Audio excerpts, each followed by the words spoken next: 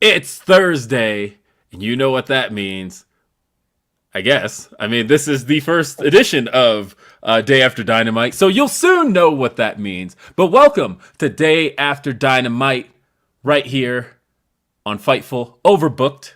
This is the first edition, like I said, of Day After Dynamite, and I am the host of Day After Dynamite. You may know me from Grapsity every Saturday at youtube.com/Fightful, along with my dudes, Righteous Reg and Philip Lindsay. But for now, I'm going to be hosting Day After Dynamite. I'm Will Washington, but I'm not alone here. I am joined by a dear, dear friend of mine. Those of you who have followed me for years know this man. And this man has definitely been around me for years because I've known him for literally 20 years. He is Mr. Theron Reynolds. Man, it might be 20 years this week now that I think about it. I know, right? Because I don't know when like intercession ended and we were going back to health class, but it might actually be 20 years this week. I think it is, yeah, because I think January we were in intercession, which like is a weird thing to explain for people who weren't in at Rangeview High School. But yeah, I've known this guy for 20 years, and for anybody wondering, our bond from day one, here we go, was pro wrestling. We literally in high school in health class in the 9th grade. I've told the story a million times, but he had a DirecTV calendar of WWF pay-per-views on his, I think just like stored in like the plastic part of your binder. In front of the binder there. I did too. And that was like a weird thing that I thought only I did. And literally we were sat in like the back of the class and I look over and he's got one and he looks over, I've got one. And we're like, dude. And we have been friends ever since. It's been 20 years. We've traveled to wrestling shows together. I've got posters of events.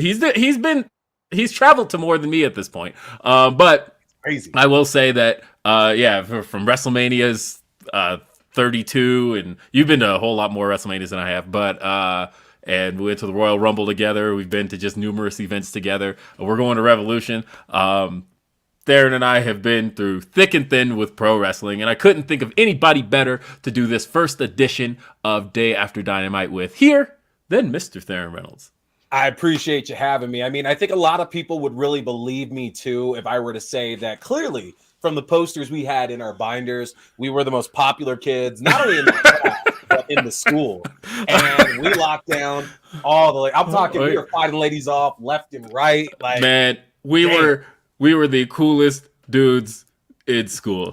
No, not even close. Yeah, this guy was theater, and which I will say, like, theater had its own little clique, and y'all seemed to like. We had a world. Yeah, you had your own little world, and then I was mostly like, I don't know. I ran with nobody. I had 2 close friends. That was fucking it, and that was it. I don't know. I always thought you were the cool crowd, like in the best way, not in the asshole way, but I was like, all right, I'm in the theater clique, obviously, and you're like the cool clique. Like if I have to say these are my cool friends, like Will's the cool friend, basically. I had cool friends, but I wasn't one of them. So hey man, there's levels of that. There's I know, right? Levels of that. Yeah, there are levels. Hey, and we want to hear from all of you guys in the chat. And if you want to support what we do, also Humper chats are always supported as well. But we got folks in the chat like Mr. JJ says, holla and welcome Will to Fightful Overbooked, and welcome those who have come from Fightful shows. Spotlight with Jeremy and Jensen. Yeah. On this show, though, part of the reason that I wanted to do this show is because for a long time, I did reviews of AEW Dynamite. And since joining Fightful and since starting Grapsity, I haven't gotten to do many like full reviews of Dynamite anymore. Now, obviously, Fightful has that covered. They have it covered every Wednesday, and it's done excellently. Those are post shows, though. And what kind of separates this from a straight up post show is that a lot can change the day after Dynamite, right? Ooh, there's injuries, there's news that can hit as far as releases and things like that, guys who got booked for Dynamite and then all of a sudden aren't going to be on the show, and we may want to find out if they've got some apologies or things along those lines, and also ratings. We'd like seeing how the show itself did. Now, I have not seen the ratings yet. I recognize that they're out at this moment, but one of the appeals of this show for me is going to be that I get to see what they were live on the show. That'll be later. For now, we're going to talk about what happened on AEW Dynamite. And AEW Dynamite this week kicked off with a match that was hotly anticipated from the moment it was announced. That's right, folks. Jon Moxley was to take on Brian Kendrick. Wait.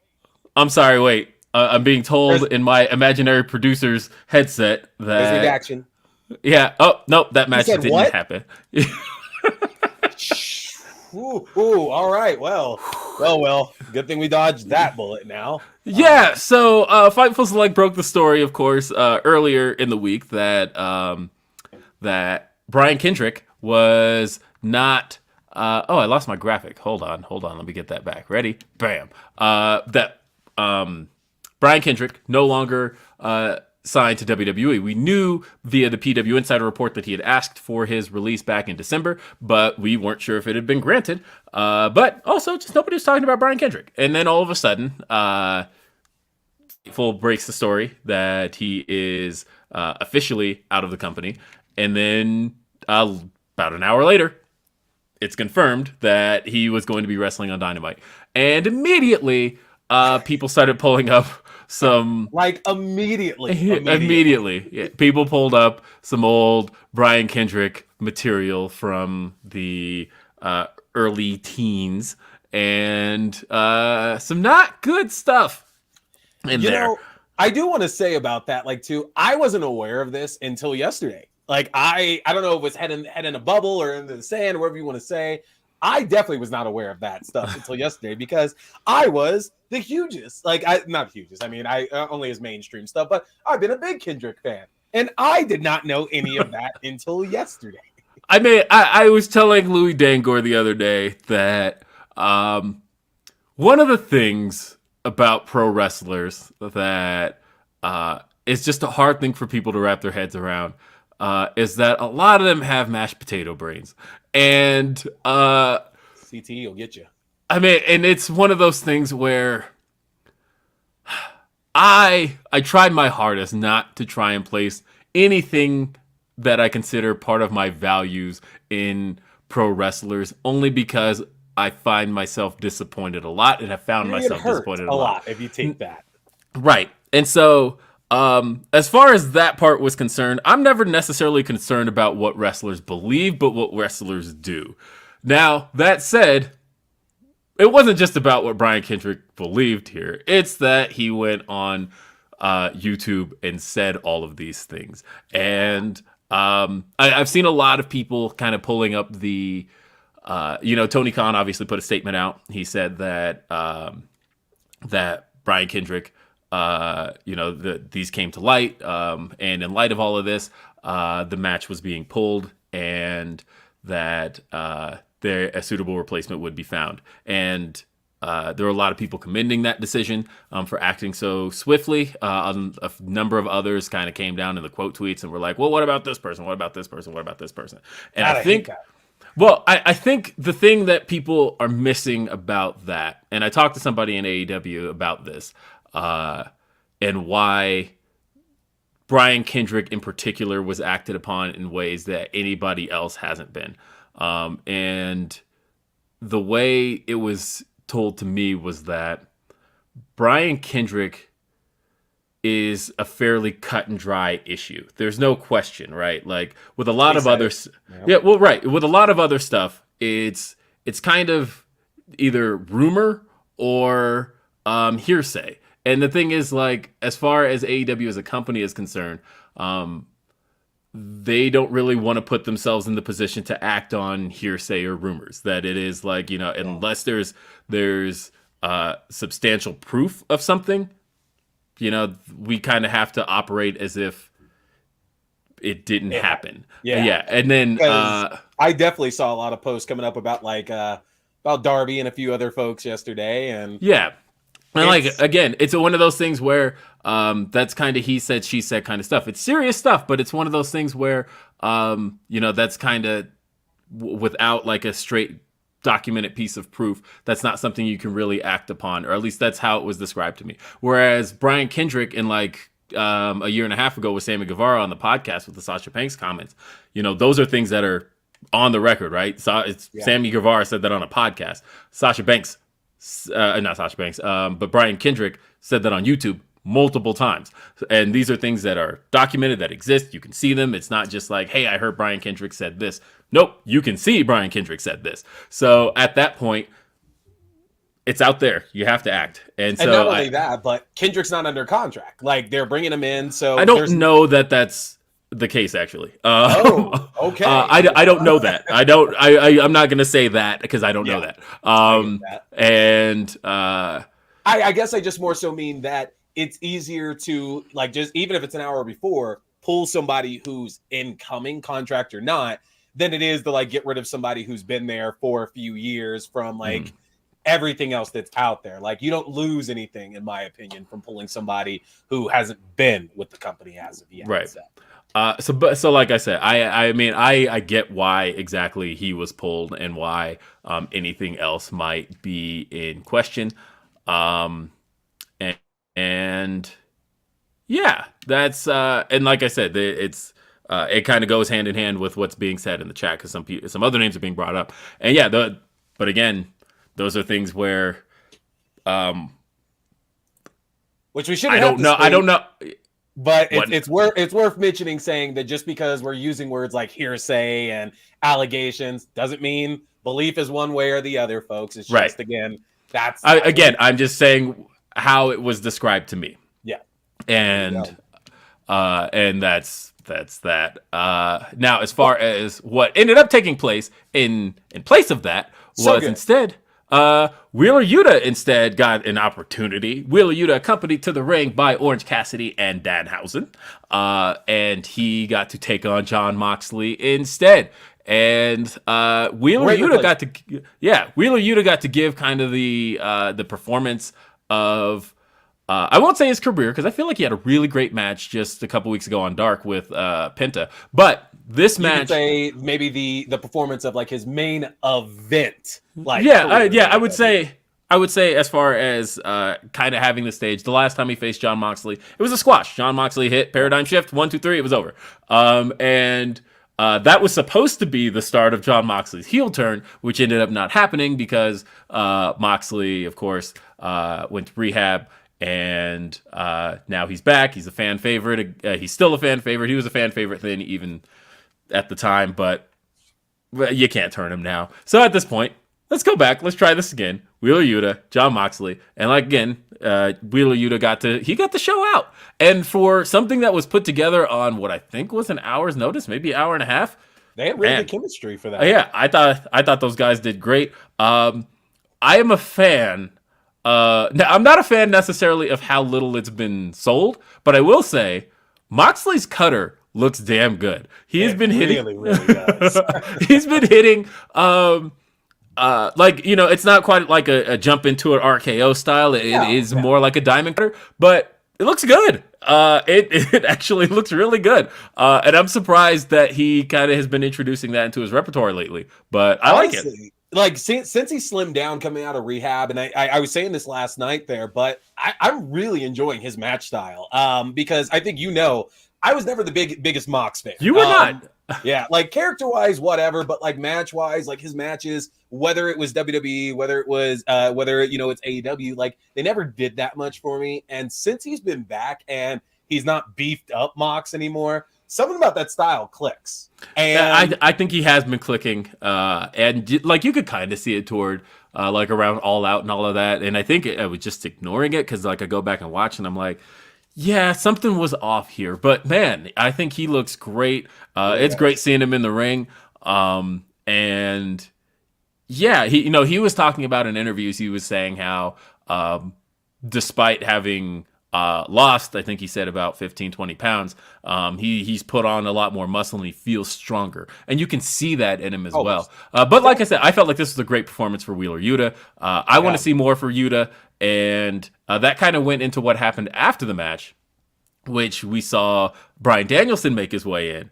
And I think everybody direction from what folks were thinking. I know. I think we were all kind of anticipating that Bryan Danielson would come in. He would declare that he wants to face Jon Moxley. We get our feud. We go to Revolution. Jon Moxley versus Bryan Danielson, because that was supposed to be the match at Full Gear, and we didn't get that.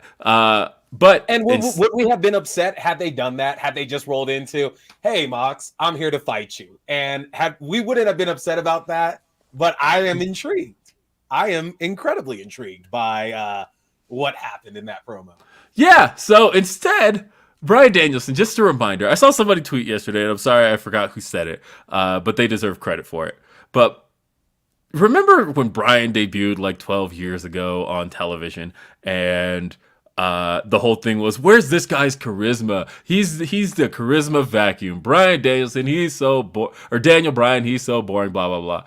Man, if there's anybody I trust on the mic right now, it is Bryan Danielson. Oh, and it's like it's not even close. The way Bryan Danielson hit the ring, and the way he brought it around, he talked about in his promo that he wants to face that he had been watching Jon Moxley from afar. He talked about how he was watching him from where I was before, and I saw you. You were AEW World Champion. You weren't just AEW World Champion. You were the best AEW World Champion. And he talked about how you might still be AEW World Champion if you had somebody on your side, because Kenny beat him with the help of he had Don Callis, but then he retained it with the help of the Good Brothers, and he had the Young Bucks by his side. And he was saying that, John, if you had somebody by your side, you might still be champion. So what I'm saying here is, what if we team up? And he's like, and what if we teach these guys? We've got Wheeler Yuta here running around with best friends. Lee Moriarty. Yeah, he mentioned Lee Moriarty. He mentioned a lot of guys that he said that the tag team titles won't be on a guy who's dressed like a dinosaur, or the TNT title won't be on a guy whose only contribution to this world is a vlog. And I liked all of that, right? Because that's stuff that you can kind of sense, and you've been able to sense for a while, that Bryan Danielson actually believes, right? Or at least would believe. I don't think he actually sees any.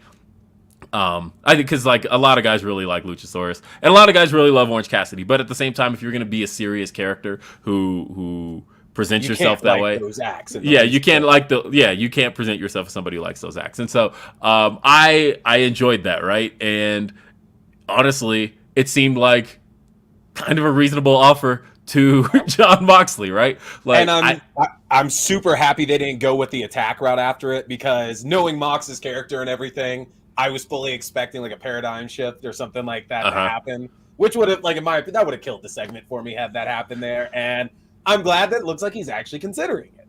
Yes, because there's a lot of intrigue in that thoughtfulness that he was having. The fact that he told him to think about it. I don't know why that got the ooh from the crowd when Danielson said that too, but like, that is really intriguing, because I feel like there's so many ways they could go with this story. And I don't know if you felt the way at all, but the one thing that was going through my mind the entire time wasn't even like world title or anything like that. It kept making me think of the damn, like, get us some trio belts now, because the fact they keep mentioning, or that Bryan kept mentioning all these other people, is like that they could bring it. Yeah, I know. I Mox and Danielson and somebody else take a trios belt. Like, that would be phenomenal, honestly.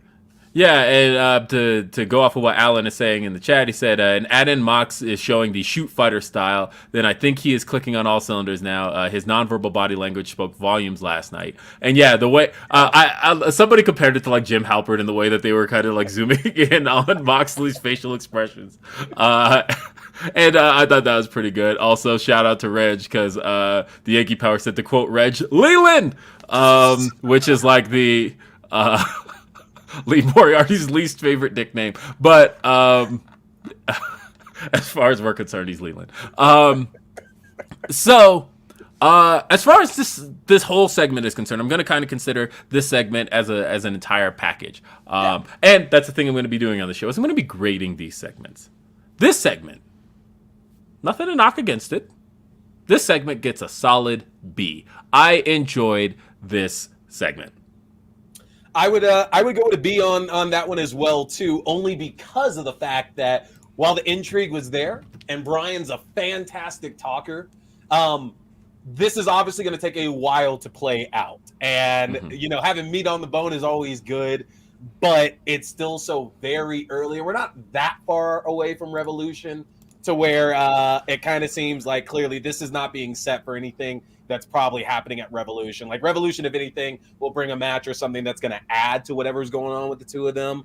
But it's clear we're going way past Revolution with what's building here for that. So I think a B is fair as well because we're at the very start of all of this right now. So I think that's fair. And then the next segment. The next segment. All right. So the next segment opens up with Brandi Rhodes standing in the ring. To which I'm still wondering why. What was she going to do if she was not interrupted by Dan Lambert? But regardless, Brandi Rhodes is in the ring and she's talking and she calls the crowd Cleveland and they boo and she's like, "Oh, I'm sorry. I meant Chicago.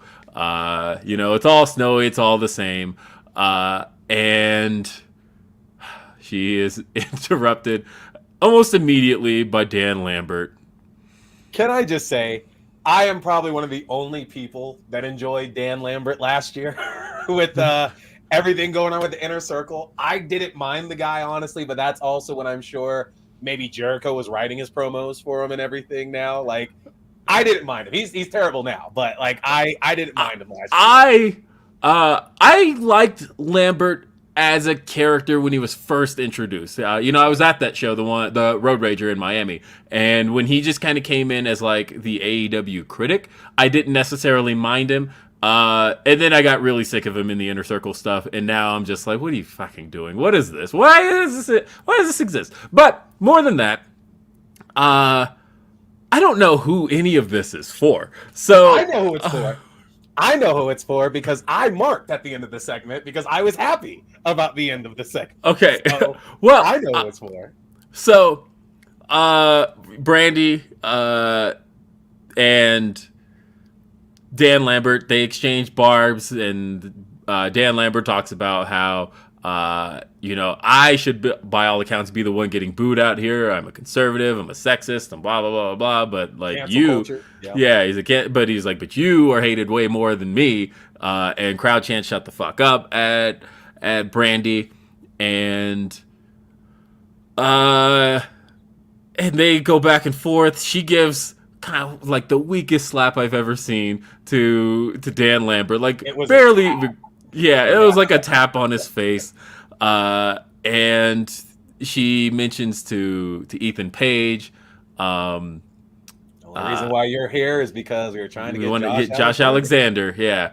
And I don't know. It's like, and because they did that, they kind of traded jabs like that last time where she said the Scorpio Sky. She's like, good looking out for me because Scorpio Sky and Brandi Rhodes are cousins. And so I don't like it just because of the position. Like, and I know it's an easy one to say, but like shots like that, even though they're obviously worked, they always feel so cringy to me because that's like, damn it, like you haven't done shit with Ethan Page and Scorpio Sky recently, so like you can't take shots like that unless you're going to do things. Right, and I feel like they are. Like I feel like we're right on the cusp of it. Like throughout all of the Cody and Sammy Guevara stuff, they kept cutting to Scorpio Sky in the audience.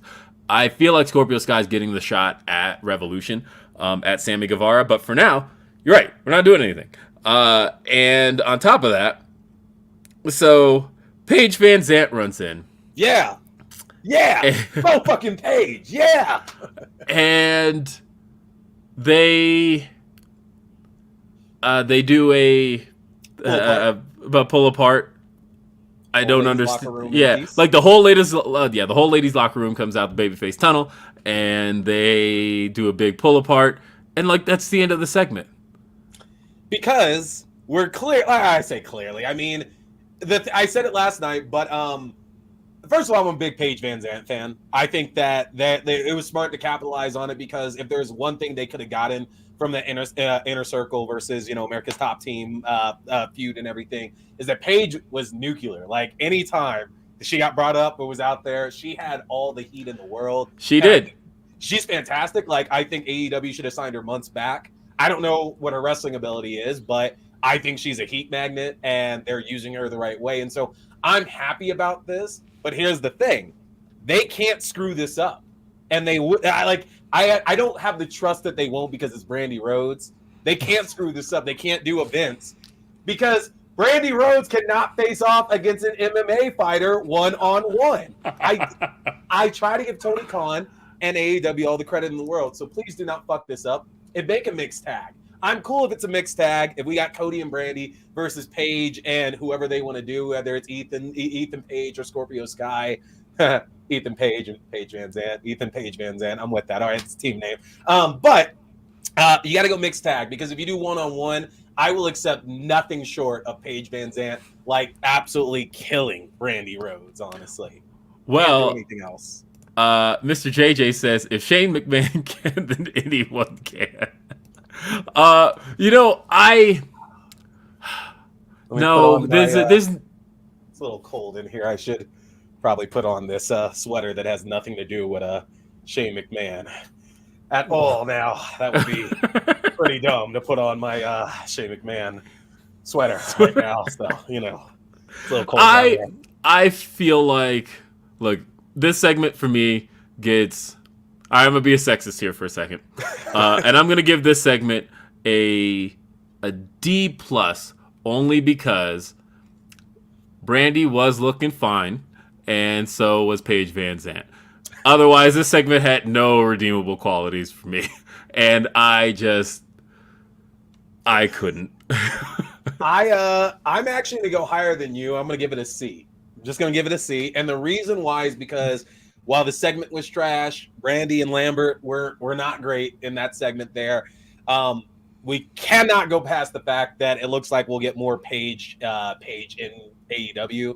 And if they can do something right with her, then we don't have to worry about Ronda Rousey. And granted, I'm not saying Paige Van Zandt is anywhere near as big as Ronda Rousey or anything, but I think all the shine around Ronda is obviously gone. There's still a lot of shine on Paige Van Zandt. So bringing her back in, she gets to do her own thing. It looks like it. I'm all about that. Terrible way to start it off, but I'm excited to see what could happen, what goes with it. So we'll see. Whew. Okay. But then we got a tag match. We saw the return of Pac teaming with his Death Triangle partner in Penta El Cero Miedo, and they took on the team of, and I'm trying to pull up the graphic here. Nice. There we go. We got the team of Malachi Black and Brody King, the House of Black. What are we calling them? Is it Knights of the Black Table or Black Throne? Is it King of the Black Throne? Because damn it, if Justin Roberts, he said Thorn. He said Thorn. He said Thorn, and I think he just got it. I think he just saw the R and the O mixed up and screwed up. But he also said King though. He absolutely said King with that though. Yeah, 100%. So, yeah. So Pac comes out, starts out blinded. And I wasn't sure where this was going. He's being led to the ring by Alex Abrahantes.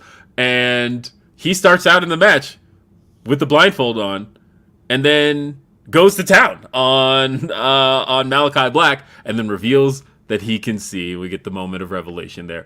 There was a piece of me that was like almost selling myself on the idea of him doing Pac wrestling blind. Oh, absolutely. Okay. Yeah, okay. I could do this. If anybody could make that work, as we saw in those the first 45 seconds of that match, Pac would be the one to do that now. I could have absolutely. I thought he was going to. I thought they revealed it last week in the promo that he could see again. So I was like, okay, cool. Do the entire match blindfolded. I'm about that. You're the only guy that can do it. I'm in right now. Yeah, like I said, I was selling myself. I'm like, okay, all right, I could see it. We can do this. I'm here. Yeah, match was cool. Match was fine. And it was a good showcase for Brody King and, because they got to squash the Varsity Blondes a couple weeks ago. But this was more of a showcase level of them match, yeah. as performers. Yeah. Which And I love those guys, man. Like they legitimately give me vibes. I don't know if it's the best callback or the best reference to it, but something about them, because I didn't get to see them on the indies, okay? Because you know me, I'm not a big indie guy or anything like that.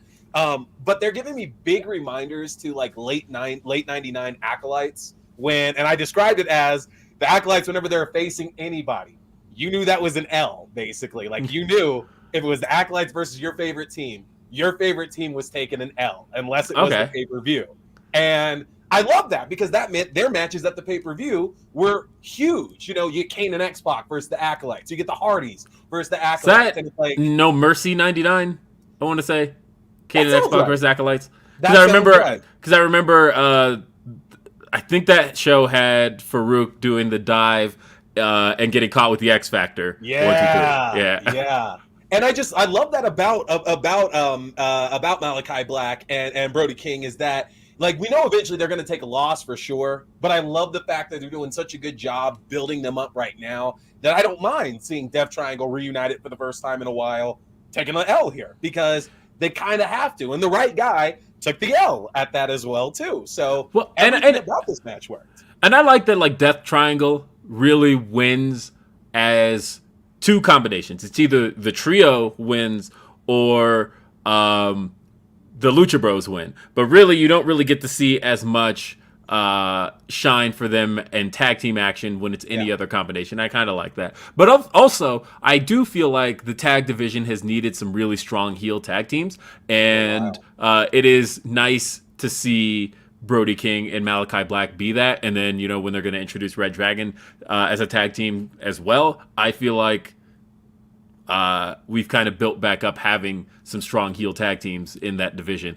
and especially big heel tag teams, because like we do have a decent amount of like heel tag teams that are just there, but we haven't had a dominant one. And like even thinking about the Young Bucks are fantastic, but like when you look at them, it's like, okay, if they were to face off against like some big tag team, right? You know, they're cheaters, like, right? You know, they function differently as heels, whereas you know, there's the strong heel and there's the chicken shit heel, and I feel like they're more chicken shit heels, and that's okay to have. But I feel like the division has needed some dominant heels as well, and absolutely. I think it's going to be nice to have those two as such. So tag match, solid B. I thought this was great for everybody involved, and it was a great match that had the crowd involved. I liked it.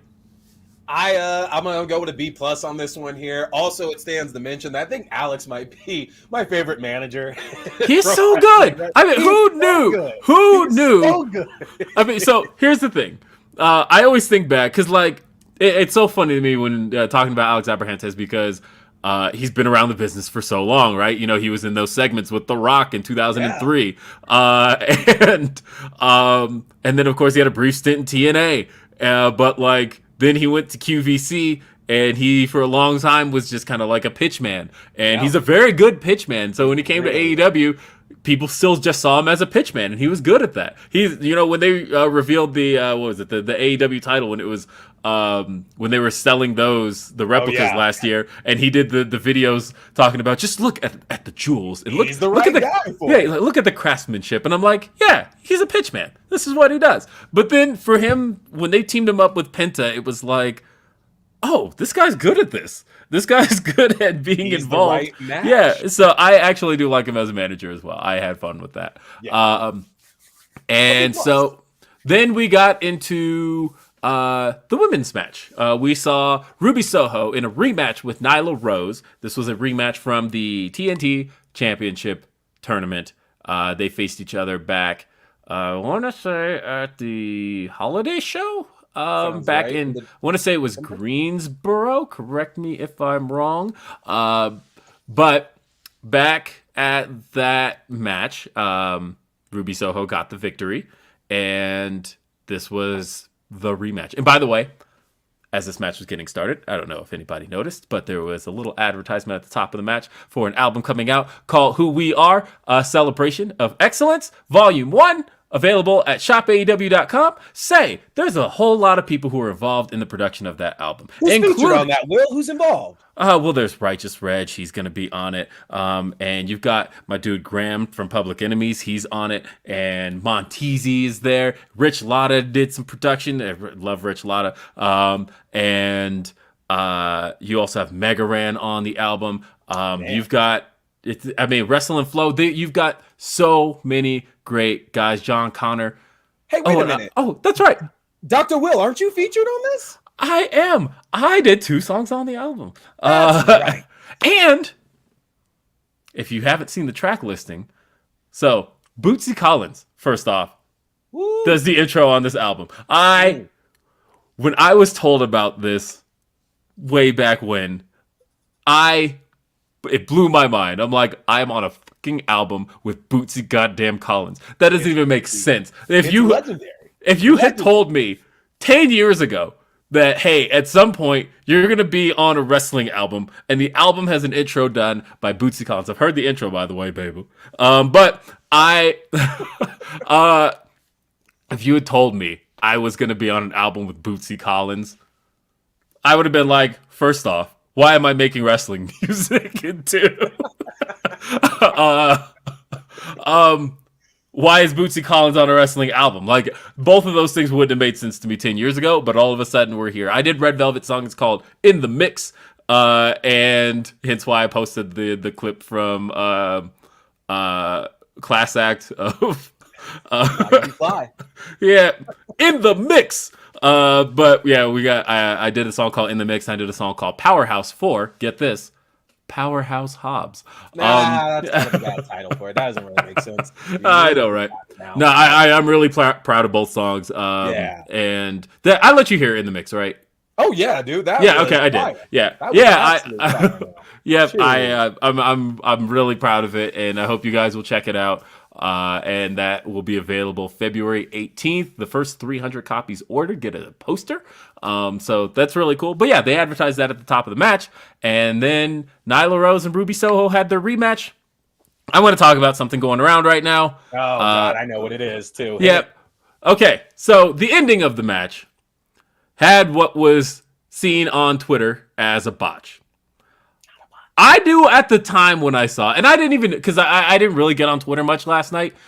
So I saw the match. I saw what happened. I caught what happened. Made sense to me. Moved on. And then all of a sudden I see this clip getting shared. And it's this clip right here where you can see Ruby goes for her finish, the same finish she beat Nyla Rose with. Nyla Rose holds on to the top rope. Like, that's the thing that's getting me about this clip is that you can clearly see it. So people were like, well, what was supposed to happen there? She didn't connect. And I thought, well, here's what gets me. And I'm going to play this one more time. Nyla clearly wraps right there, her right arm there. Around her right arm. She wrapped around the top. To me, I got that. Like, as soon as I saw it, I was like, okay, Nyla Rose was avoiding it because that's what she lost to in the last match. And then on top of that, Ruby sells immediately. The fact that there didn't seem to be any type of miscommunication. Ruby hits the ground and immediately starts selling. And that to me said, okay, that's what was supposed to happen. If it was a bot, she would have gotten up immediately. Yeah, or tried again or done something along those lines. But the fact that she sold and then Nyla just goes straight up to the top rope for that senton, which was crazy, and then immediately hits her with the beast bomb. That senton was fantastic, by the way. All props to Nyla. That senton was beautiful looking. That was good. That was really good. And I have to give props to Phil Lindsay, who pointed out that this is kind of a Nyla Rose staple, that Nyla Rose wins her rematches, right? You know, Nyla Rose faced in the first Dynamite, she faced Riho and lost. And then in the rematch for the AEW Women's title, right? Yeah. Yeah, for the belt in Austin, Texas, Nyla won. And she won. That's right. She won, but she won with the spear after Riho had attempted her knee finish, I forget what it's called, but attempted the same way she won. Nyla Rose reversed it, 1-2-3 beats her. And then in the with Shida, she did lose the second rematch. She's faced Shida 3 times. She lost to Shida the first time, and then in the rematch lost again. Though that rematch wasn't supposed to happen. That match at Full Gear 2020 was supposed to be Abaddon, and then Abaddon got injured right before. So like last minute, they were like, okay, Nyla Rose. But when they finally did the third one, Nyla Rose won and beat her in the TBS tournament. And they did the match against. So here in this case, it was Nyla Rose who had lost to Ruby Soho, in the TBS tournament. Yep. And then, but she lost with that finish and off the top. And this time she grabbed onto the rope and then beat her with the senton and the beast bomb. And what Phil was pointing out was that that's part of who Nyla Rose is, that she learns from the mistake and then capitalizes on it, and that's how she wins her rematches. And I thought that's really good. It's fantastic character work, because how many wrestlers out there, like, because seeing the same match again is like, I think that's a lost novelty sometimes on folks, like, because especially in the other company we see rematches all the time. But I love the fact that Nyla has made her rematches meaningful like that, because she learns, and it's hard to catch her the same way twice. And a lot of people don't do that, because a lot of people take the same finisher and that's it. Same thing happens basically. So yeah, and I liked keeping Nyla strong here, in that she, I don't know, it feels like every time they do that, they're preparing her for something. I could see her being prepared as an opponent for anybody arriving, right? Because like there's Mia Yim out there, there's Athena out there, there's those are two big names that I could see being brought in. If you wanted to kind of give them a big splash opponent, to me, I would go with Nyla Rose. And so making Nyla Rose strong to start with, I think, is a good idea. And Ruby doesn't come off like any weaker for it, honestly, because I don't feel that like ending this feud, that had to be the end of the feud in my opinion, but I don't feel that ending it like devalues her at all. Like, she's going to move on to another high profile feud, I would imagine, and she'll be perfectly fine walking away from this. She already got her win out of it now. So yeah. I like this. And I also think that Ruby's forte is bigger opponents. I think Ruby's best match so far has been Chris Statlander. But then also, I don't know. I feel like this is what Ruby does best, is that when she's working with somebody more her size, I don't get it as much as when I see Ruby working with somebody bigger that she has to work up against. Yeah. And so, I don't know. I like this, actually. This was a good B- for me. I enjoyed the segment, and it was some good probably one of the wrestling. only times I wasn't high on Vicky Guerrero being involved, honestly. Like, I didn't think that like her involvement in this match really added anything. Yeah, didn't add anything. And usually I'm still trying to figure out this duo. It's been a year and a half. It's almost 2 years. Nothing's really come out of it, honestly. Well, part of it to me is that Nyla's so good as a personality. You know, I forgot, Billy, my son, for those who don't know, reminded me of a line from the build up to the first Nyla Rose and Ruby Soho match, when she's like, your destination's unknown. No, I know where your destination is. The goddamn trash. And like, that line stuck with my son so well that he reminded me of it yesterday, and I was like, I forgot all about that. Will, you got your son walking around saying, "God damn, your destination is the no." trash." He censored himself, but just reminded me of the goddamn trash. Was good. I don't have kids. Well, I don't judge your parents, and if they even walk around saying that, that's fine with me. I just wondered, that happened. That's it. But no, it's amazing, and I love that it got pointed out here in the chat as well too, because Nyla's Twitter is absolutely fantastic. Oh my God, her tweet about the conspiracies today was so great. If you're not following Nyla Rose, you have to absolutely follow Nyla Rose. You know who else you should? You'll get canceled on my day off. She's fantastic. She is absolutely fantastic. I have fun. 2 more segments to talk about. We had the. What would you grade? Yeah, so I said B- was what I said on that. Yeah. Yeah, I go with a B. B minus on that. Match itself was good, and that's all we needed. So I go with a B. Yeah, and so we then had, and sorry, I'm actually getting a message, and we're gonna respond to that. They then had a promo for Hangman and Paige. I actually enjoyed the Chiron noting that Hangman's flight has been canceled, and he then says in his promo, he's like, "I don't know, my flight might be canceled." And the fact that the Chiron said he's not aware that his flight has been canceled was Synergy. excellent. The synergy Yeah, was amazing. was great stuff. And he talked about his frustration though. He came out noting, "Oh, and hey, hold on, got a super chat, Monica. Thank you for the super chat." Always thank you. Hey, if you got super chats, bring them our way. Always help support what we do. Also, we've got Humper Chats, humperchats.com. Those always, YouTube doesn't, so we get less of a cut of the super chats, but the super chats you can bring up on screen. So we support any way you want to support this channel, especially Fightful Overbooked. And us doing what we do on Fightful Overbooked. Always appreciate it. So, thank you for the super chat, Monica. So Hangman talked about how he's been champion. I think he said 83 days. And he noted that he wants more. He wants more matches. He just wants more.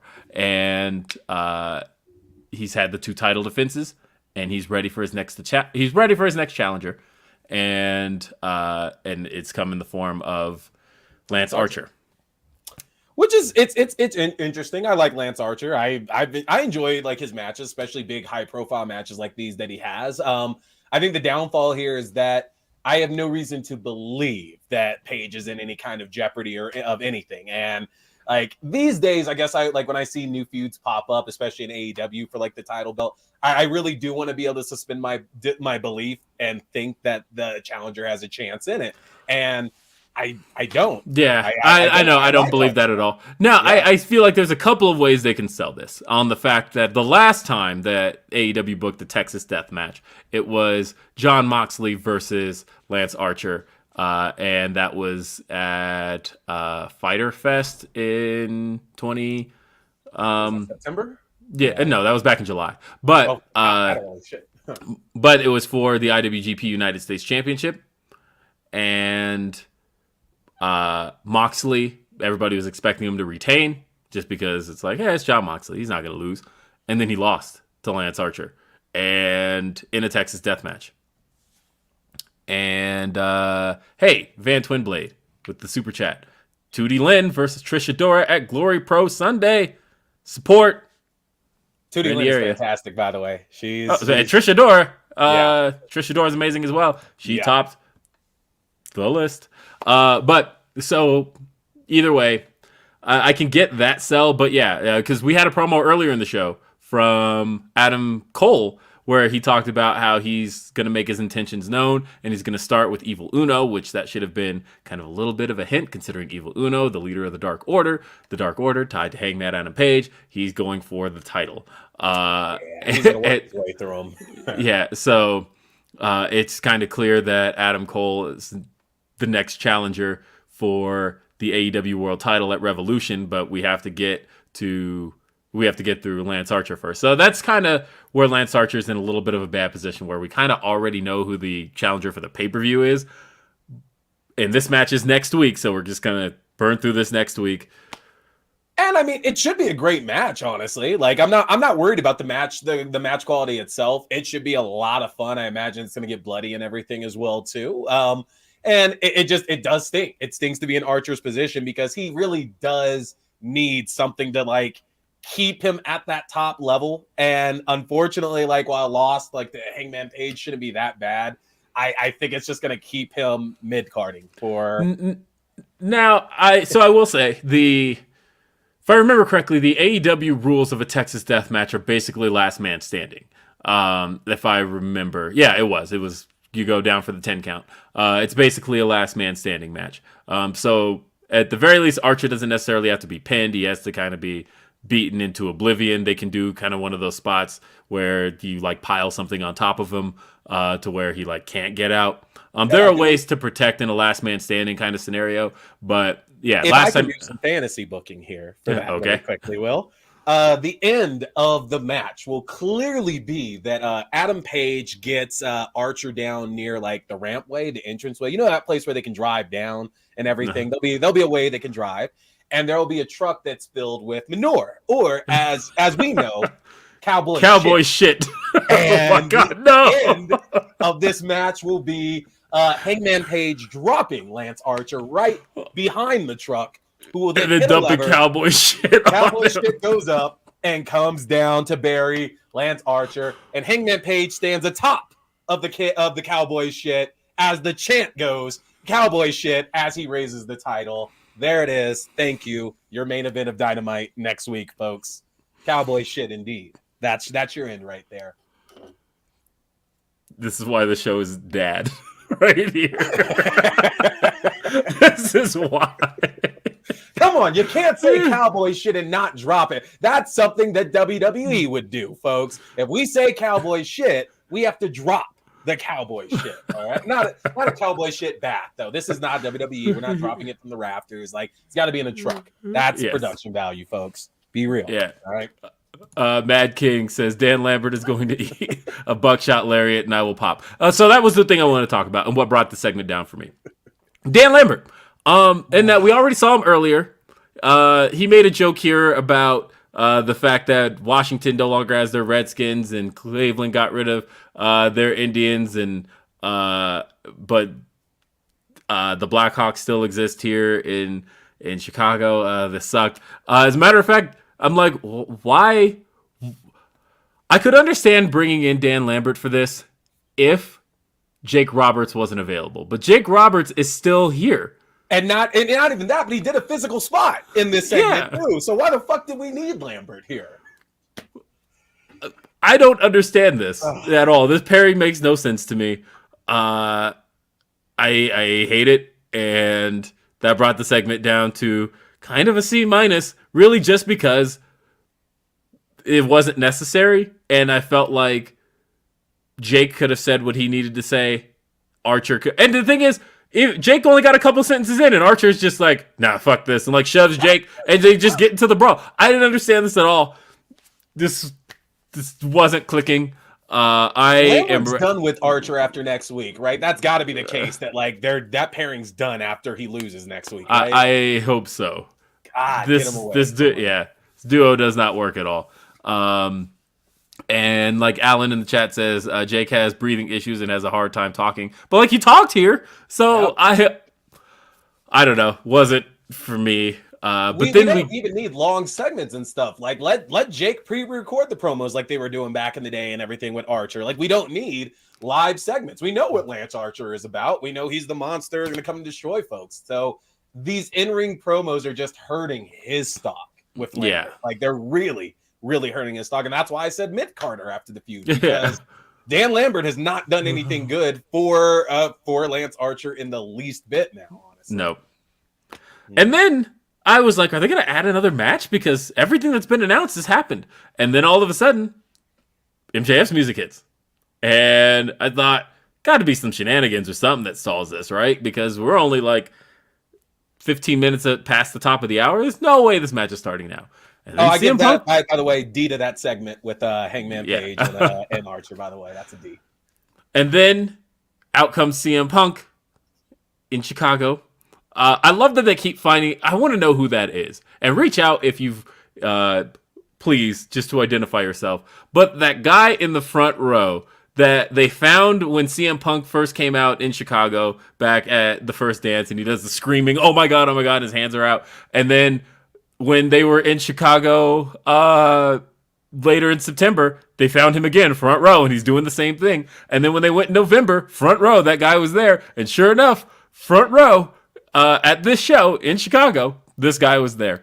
Who is this guy? I want to know who the screaming CM Punk fan is that they keep finding in the front row. He probably walks his dog or something like that. That's it. Like free tickets every time. Yeah. Look, walk Larry, we're good. Yeah. But like screaming CM Punk guy. He's been at every show, and he's having the same exact facial expression. And like the first time, I genuinely believe he was shocked, like, oh my God, CM Punk is here. And now he just does the screaming face of, oh my God, CM Punk is here for announced matches, which is just kind of funny. But either way, CM Punk and MJF, they went 39 minutes here. And It was Wow. easily the best use of like CM Punk in a match since he's been back. And I don't mean that negatively in the least bit, but that was exactly what I've been wanting to see. And not even match quality wise, just everything the story that was told, that entire match was so good, man. So good. Yeah. And so like CM Punk, because I will say I loved the Eddie Kingston match, but this here just got so much right. And to start it off with Punk basically toying with MJF, right? And he takes him through the crowd. He's having fun with him, just kind of beating him up. He did the rope spot. He was just having fun with MJF, and to the point of where MJF kind of has to cheat to get a little bit of an advantage. And but for the most part, it was the start of CM Punk just finally wanting to get his hands on MJF. He's wanted this forever. He finally got it, and he did it. And like I say, he was toying with him a little bit, but then MJF got to take advantage. MJF had the upper hand, and then they had a good back and forth that mostly had the crowd invested. And one thing I want to point out about the early part of that match too that I love is that the ref didn't do the 10 count when they went to the crowd and everything as well. And I'm loving that effect more and more in these bigger matches, because in my opinion, it's very clear that like the refs, whoever it is, because it's never the same ref doing it, but right. Because I think it was Aubrey Edwards in the last like Mox match didn't count the 10 count for like his return match or something. Right. And then in this one, it was Bryce. Yeah, and I love the fact that it's very clear that obviously the refs are thinking like, well, I'm not going to waste this 10 count. Obviously, this is the main event, or it's this particular person wrestling a match. Like, we're not going to end this in this kind of controversy at all. Let them fight. I love that little effect about some of the matches in the last couple months in AEW. Refs discretion, baby. Yeah. Like, it's a good effect, though. It's a good effect because, like, honestly, then you don't get mad when they do or don't use it. Like, because if we see it in a like mid-card match, whatever, there's no effect on that. But in a main event, no. We've been waiting to see MJF or CM Punk for a while. Of course, you're not going to count anybody out in that match. Now, love it, love the effect. Yeah, and of course, the first part of this match went till CM Punk or till MJF used the tape to choke out CM Punk, but masked it, and he got CM Punk to pass out. And I remember when that happened, I thought, "Whoa, what else has this show got?" Because we still got like 20 minutes left. Yeah, I was like 20 minutes left, right? But yeah, I recognized what this was for, because of course then the MJF gets his arm raised and it falls out of his arm, and Bryce restarts the match. And man, I said that the crowd was mildly invested. They were decently invested in that first part, but man, that spot woke that crowd up. It was like they went from maybe 70% to 99.999% into this match, and it was like all of a sudden we got a renewed match from there. Now, normally when you do that kind of spot, you do that with like minutes left. This was like, no, we've got a whole other act here of this match. But it shocks me the crowd got back into it because it wasn't for a belt, and usually you use that ending in a match for some kind of like for the belt, basically. Yeah, or anything that's stipulated, right? Because they did that with MJF and Chris Jericho when we were at All Out, right? But that was Jericho's career on the line. Here, it was just like it's a regular match, right? This was a regular match, but CM Punk's undefeated, and one thing that AEW has done to the point of where they haven't killed it yet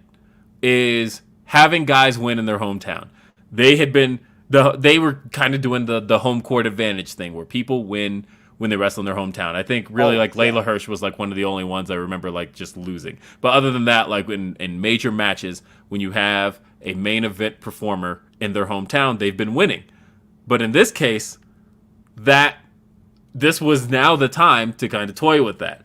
And the second act goes through, or I guess this would have been the third act.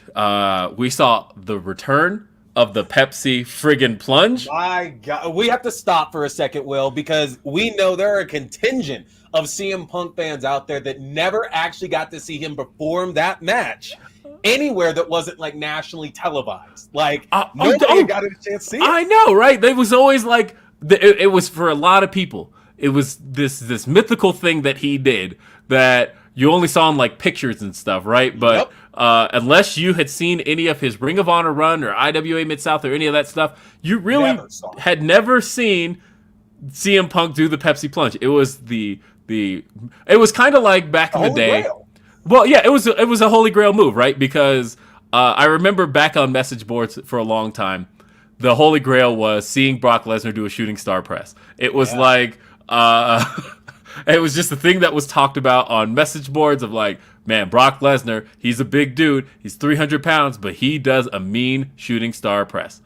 And then so it was like when he hit it when he like went to the top rope at WrestleMania 19, it was like, oh my God, this is that thing we heard about. Oh my God, he's gonna do it, and then he lands on his head and like never did it again. Right. Whereas, which goddamn it, if he does it at this Mania, that might get me back into WWE. Oh my God, it's time, folks. Let Brock hit the shooting star press on Roman at Mania. And Vince, you got me back, baby. That's all. I would love to see that actually, and not like as this Brock, as like I know, right? I know, as in the Suplex City Brock just gets up to the top rope and does shooting star press. I love it. But yeah, so this was kind of the same thing, except he never did it. Never. Right? He never held the move out in WWE, and so it wasn't a thing we thought we'd see. And then he hit the Pepsi plunge. And not only did he hit the Pepsi plunge, but I thought MJF took it like a champ. Really and this match was kind of a masterclass in CM Punk selling. One of the things that we kind of forgot CM Punk was so good at. CM Punk was is a master seller, and it doesn't even matter what he's selling, whether it's frustration, whether it's like anger, it's happiness, desperation. Like when he's working, he's working, man. Yes. Yeah. Unmatched. Absolute master seller, CM Punk. And I thought in this case, because I saw some people mad that they were like, why didn't the Pepsi plunge? Like, why didn't he beat him with that? And it's like, well, as you saw, well, not just that, but MJF had been working over the knee. When CM Punk landed on his knees from the Pepsi plunge, yes, it took out MJF, but it also took out CM Punk's knee to where he couldn't make the cover. That to me made perfect sense. I thought that was that's just kind of picture perfect selling and storytelling. And the ending of the match comes about via Wardlow.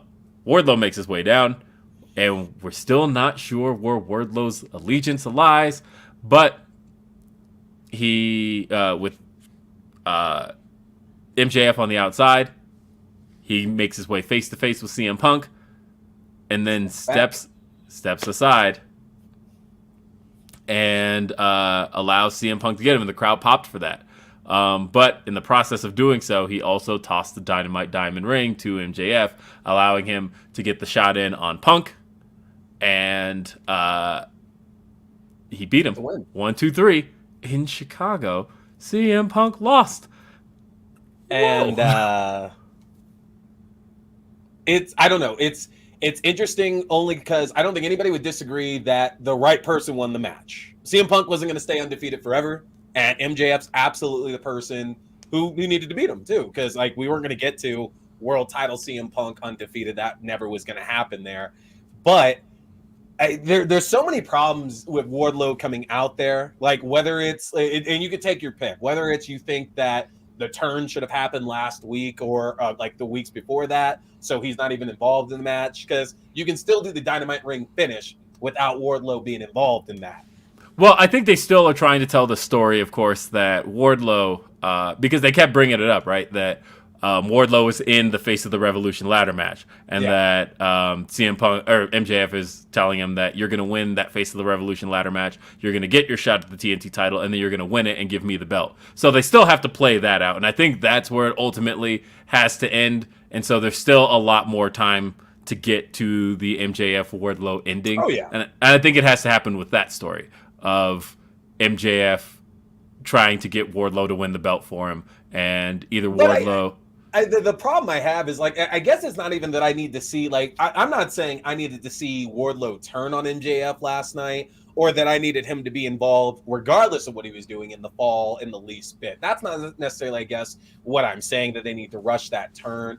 It's just the way they did it. Like, I think I actually might have been happier with just a straight up Wardlow interference, honestly, like straight up, like beating down Punk and helping MJF get the win, versus what happened, because just something about it, it didn't turn me off in the match. The match was still fantastic. It's just something about it didn't gel with the rest of it, honestly. Like, I don't know. I don't know. It didn't feel like it mixed the right way. Like that ending was from like a different week. Like, if they did this match again, if they ran it back, I could see that ending happening on another rematch. But it didn't feel right the way that ending went for their first match for some reason. I can see that. Yeah. I see. I liked it, I guess, because I think no matter what, Punk was going to get the win. I almost like the fact that we were kind of swerved in a sense, because usually when you do that kind of bait and switch finish where, you know, MJF got the victory with the choke, but then they restarted the match, you usually go the opposite result. And instead, MJF still gets the claim. No matter what, he has no victory taken from him. He even tweeted, "I won twice."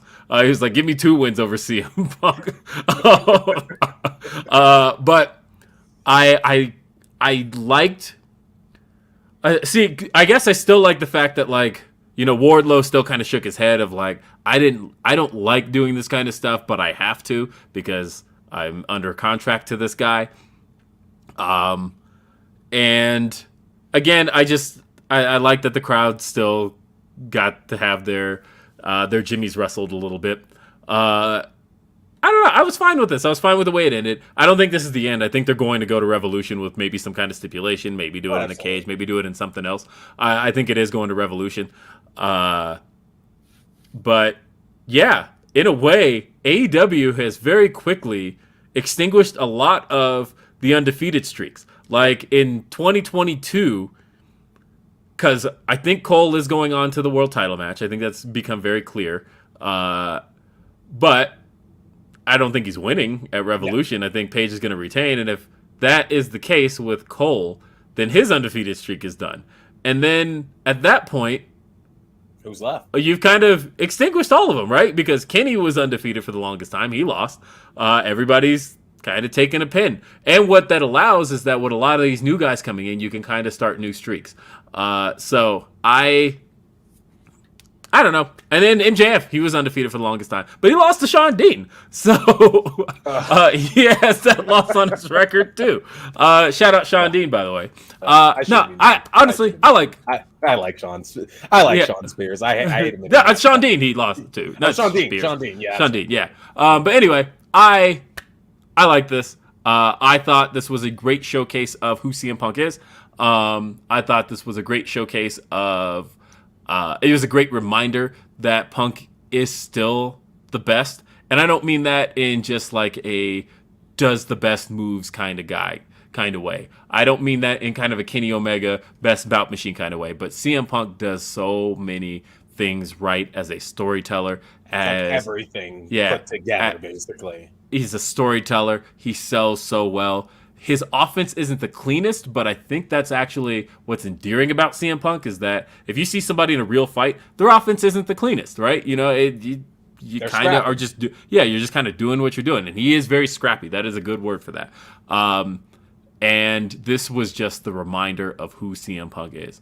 MJF, on the other hand, I've said before, and I may have stolen this point from Anthony Scatz, but that MJF is one of the best wrestlers AEW has. And I think they keep him wrestling so little because if he wrestled a lot, people would cheer him. And I think that if you keep his wrestling to a minimum, it's effective when he does it. And then he can then just get on the mic and troll the shit out of people. And so a couple more super chats, and then I want to grade this one. Mac Mac from Brooklyn says, seen this on Twitter, but MJF was put over more in this match than any of the young talent in either Rumble on Saturday. Ooh. Excuse me, sir. My jacket says otherwise now. Shane McMahon, an up-and-coming youngster, had a very, very good shine in the Royal Rumble, sir. So shows what you know, sir. Shane McMahon. He's relative. Shane all day. Come on. Relatively young. And then Nikolai Kreese says, hey guys, loving the show. Will, you mentioned new guys coming in. Who do you foresee some of those being? MJF versus Punk was great, and the show was solid. I'll take that one, Will. I foresee youngster and new strapping talent, both to the writing team and to the main event scene of AEW. Mr. Shane O'Mac McMahon will be brought in to take care of MJF. Because if we're thinking about monsters in this industry, titans of this industry, of who could share that screen time with MJF and hold up. And when you think about who can throw a punch, I mean, because you got to believe it. MJF is a guy that has a face that just needs to be punched. So when you're thinking about who's going to throw that punch there, y'all can't lie and tell me you don't want to see the Mac Daddy throw them hands on MJF now. It's the only way to go. Shane McMahon going to fight MJF this year. Called it. Pay me my money when it happens now. Pay me my money. There we go. So on the really real, I think that I could see Keith Lee there very soon, probably as soon as like next week. I think on the women's side, as I mentioned, I think Mia Yim and Athena are probably going to make their way there. I say this with hope in mind. I'm not saying this with any information, but with hope, I do think that Swerve. I hope to see Swerve in AEW. And yeah, that's I'm intrigued by that, Will. The fact that you bring up Swerve versus Shane McMahon, that's a pairing that shut the fuck up. I hadn't thought about before. And I think if you were to ask Swerve, who is your cousin, by the way, I think that if he's listing his dream matches, there's nobody bigger. There's nobody bigger right there. Swerve versus Shane McMahon. That might be bigger than MJF versus Shane, honestly, but I'm not sure yet. That could be something to do it all out. Or, we got to see where we're going with it, honestly. But good programs coming for Swerve and Shane for sure, I think. You're definitely right about that one. Van Twinblade says Theron is a bigger heel than MJF. See, this is the point to where you play the evil witch from Snow White, like that gif of her. Oh yeah, the cellar. That's me right there, y'all. That's me. So yeah. They said in the chat, so we're banning Theron from the show. I'm here to talk nothing but Shane McMahon discourse, folks. That's it now. Shane versus everybody, baby. Shane versus MJF. Shane versus Lance Archer. Shane versus Swerve. Shane versus Jade Cargill. Give us all the fucking matches, y'all. That's God tier right there. Right? End them all we need. So I guess we grade this one. So I want to let people know that the grades on this show, and coming soon, probably as soon as next week, there'll actually be graphics for these. But we are grading on a scale of from F to A with an S tier. Can I demand something that you do, Will? Can you make sure the last rating of the night that you do every week on the show, that it has the time of the show itself and then the amount of jabs? Yep. Like it's Sonic. Yeah, that's exactly what I was thinking, right? That's the level for the rings at that point there. So I need like a time counter there with like the S ranking and then number of jabs there. And throughout the show, if you hit somebody with a jab, they lose all their jab counts, I want to see that. Either way, this one to me is an S tier. This was an S tier segment. I thought that this did everything it needed to do. I thought Punk being undefeated up to this point was amazing for making MJF the guy, and I loved every bit of that. Another thing was somebody pointed out that Brian Danielson and CM Punk came in around the same time, and Brian Danielson and CM Punk coming in and kind of going on a tear, beating enough guys to where it mattered who they are, but they ultimately lost to AEW pillar level talent. They lost, Brian Danielson's first loss was ultimately to Hangman Adam Page. CM Punk's loss was ultimately to MJF. And that's great shit, because ultimately that puts those guys over so hard to the point of where, because I think Double or Nothing's main event will probably be MJF versus Adam Page. And the fact that, I think that's great. And I love this. I loved everything about this. And I'm ready for the rematch. It's interesting to think as well, too, like when you say that, because that's 100% where I've been, is that we're leading towards MJF finally getting that title belt. Like it's coming, basically. And it's weird because, God, do I love the chase for him. Like they always say there's money in the chase versus money as the champ. But like, man, MJF's one of those dudes that I really wouldn't mind if it got pushed out even more if he didn't get the belt at Double or Nothing. But I also think that that's probably exactly where he's going to end up taking the belt, honestly. So, well, I'm curious how this show did.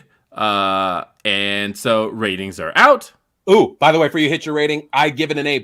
I cannot give it an S just because, again, the Wardlow finish, while it was not terrible by any means, I just didn't like it. Something about it didn't gel with me there, and that's the only blemish on that match. Love Wardlow, love MJF, love CM Punk, but something about that finish just didn't gel the right way, so I'm going to give it an A+ for sure.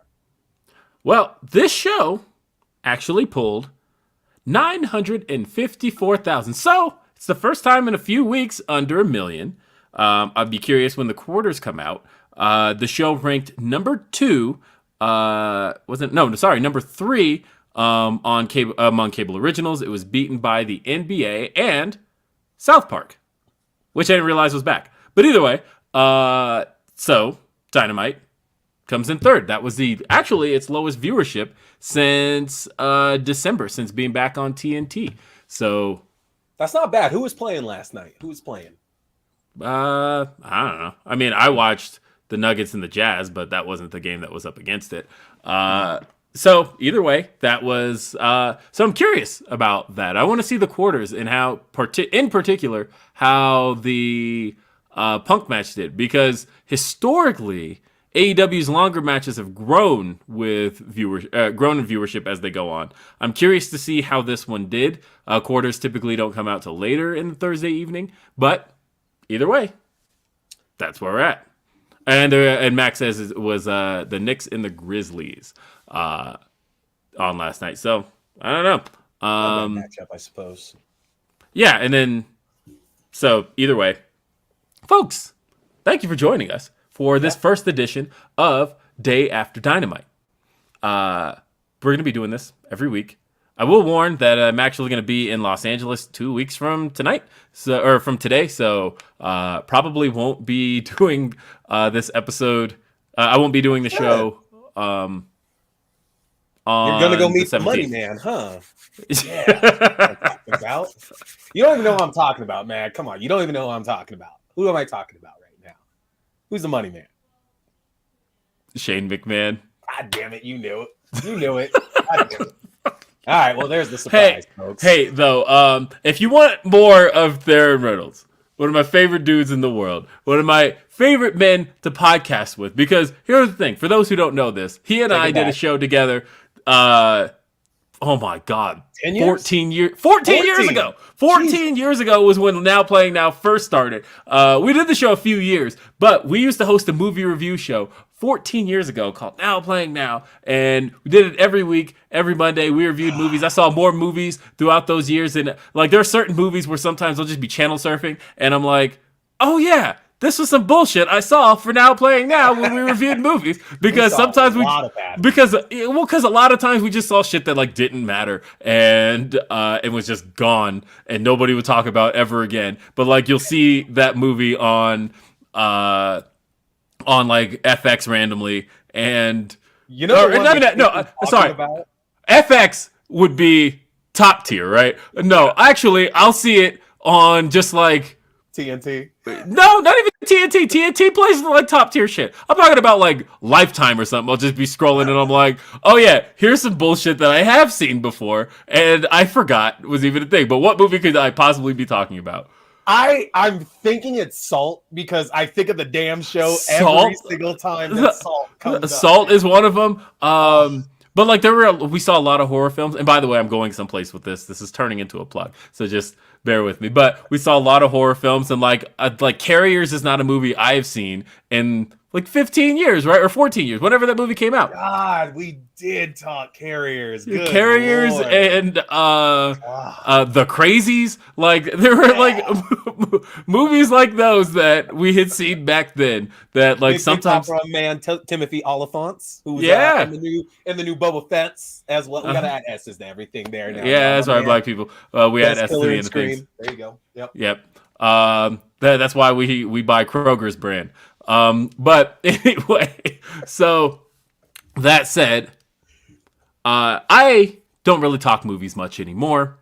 I can, but you're mostly just going to get me to talk about like blockbusters and shit, because that's all I see these days. But on the other hand, Theron Reynolds is still talking movies. Specifically, man, hold on. What's your t-shirt say there? It's a scary movie.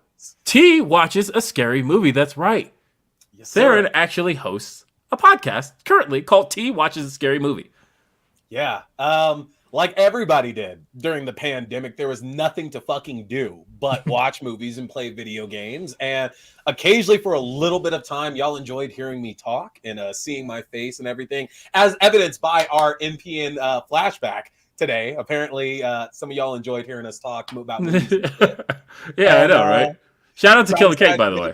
What's up? Is that shout out to Killer Kate, by the way, who man, that hit me with the movie watchers watch movies. Oh my god, that Gerard, love you, man. You're not dead. At least I don't. He's not even dead. We're gonna pour a 40 for Gerard wherever he is. Wherever he is, like my man, love you. Yeah, I started the little podcast talking horror movies because that's what I love, man. I absolutely love scary movies. And if there's one thing that did extremely well during the pandemic that we can't say about a certain company's professional wrestling, is that horror movies absolutely fucking killed it during the pandemic. We had so many great horror movies come out, and I had to start a show about it. And for some crazy, God knows what reason, I've been doing it for a year and a half now, and I've had some fun guests on the show. It's actually been a hell of a lot of fun. You have had some really cool guests. Yeah, I had Alex Vincent from Child's Play and the new series Chucky on the show a couple months back. And one of my favorite movies of 2020, Hunter x Hunter, with Devin Sawa and Camille Sullivan in it, that has the most absolute batshit insane ending that I've seen in a long time in a horror movie. I had the director and writer of that on the show as well, too. And then in a wrestling plug, I have the writer and director of Santa's Sleigh, starring Bill Goldberg, on my show as well, too, which is just so much fucking fun synergy there. But I have to tell you, by the way, thinking about, because yesterday the head of CNN, Jeff Zucker, resigned, and every time I hear that name, I think Dick Zucker, the character from Santa's Sleigh. Yep. Oh my god, man! The fact that Goldberg spears fucking Saul Rubinek through a deli counter in that movie is so awesome. That movie is so fantastic. Do not go and expect anything serious out of it. It is not at all. It's so stupid, but it's great. But yeah, I host the show called T Watch the Scary Movie. We're on YouTube. We're on Podbean. We're on Joe Rogan's platform, so you can find us on any of those platforms there now.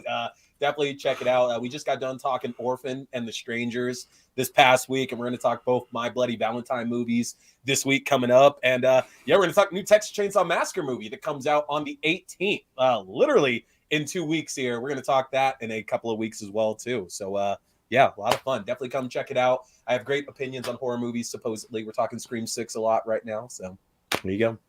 Yeah, and you can follow Mr. Theron Reynolds at Axedo, which I have to say, I've known this man 20 years. I have no idea what that fucking means.